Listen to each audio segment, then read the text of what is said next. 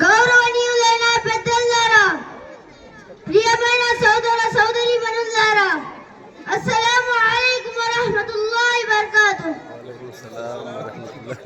అల్లాహ్ తాలా అపార కృపతో ఈ పవిత్ర సభలో మద్రసాల ప్రాముఖ్యత గురించి మాట్లాడే అవకాశం ఇచ్చినందుకు ఆయనకు హమ్దు చేస్తున్నాను. అలాగే మన ప్రియ ప్రవక్త హజరత్ ముహమ్మద్ సల్లల్లాహు అలైహి వసల్లం పై దరూద్ మరియు సలాం.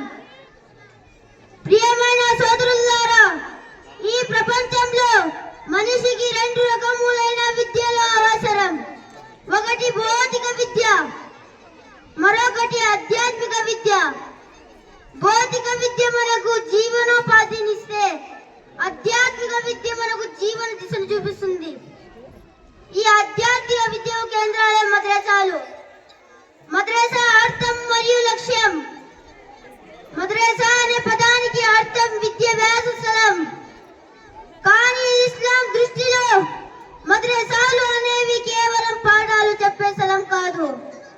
అది ఈమానును కాపాడే కేంద్రం, అఖ్లాకును పెంపొందించే పాఠశాల, ఉమ్మతును సరైన దారిలో నడిపించే దీపస్తంభం. మద్రసాల్లో ఇచ్చే విద్య, మద్రసాల్లో విద్యార్థులకు ఖురాన్ మజీద్, హదీస్ షరీఫ్, ఫిక్, అఖీదా, ఇస్లామీయ చరిత్ర మరియు ఉత్తమ నైతిక విలువలు బోధించబడతాయి. ఈ విద్య వల్ల విద్యార్థులు అల్లాహ్ను గుర్తించే వారిగా, ఆయన ఆజ్ఞలను ఆచరించే వారిగా తయారవుతారు. నేటి సమాజానికి మద్రసాల అవసరం.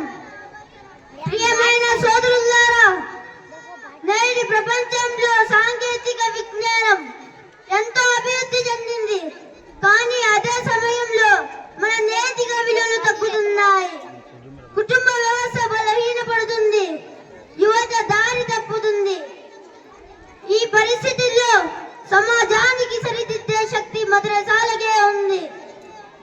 మద్రసాలు మనిషికి కేవలం మంచి వాడిగా కాదు, తెలివైన వాడిగా కూడా తయారు చేశాయి.